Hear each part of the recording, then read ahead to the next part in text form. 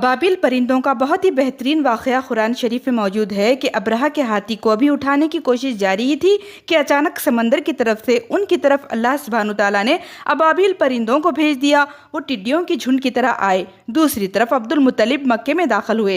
फिर जब हरम में पहुंचे और काबे की जंजीर को पकड़कर अब्रहा और उसके लश्कर के खिलाफ फतह की दुआ मांगी। उनकी दुआ के अल्फाज ये थे कि ऐ अल्लाह, मैं अपने कबीले और अपनी जमात की हिफाजत कर रहा हूँ और तू अपने घर यानी बैतुल्लाह की हिफाजत फरमा। अब्रहा का लश्कर फतह हासिल न कर पाए। उनकी ताकत तेरी ताकत के आगे कुछ भी नहीं। आज ये कामयाब हरगिज़ ना होने पाए। फिर उन्होंने अपनी कौम को साथ लिया और हिरा पहाड़ी पर चढ़ गए, क्योंकि उनका ख्याल ये था कि वो अब्रहा का मुकाबला नहीं कर सकते। और फिर अल्लाह सुब्हानहू तआला ने परिंदों के झुंड भेज दिए। ये परिंदे चिड़िया से कदर बड़े थे।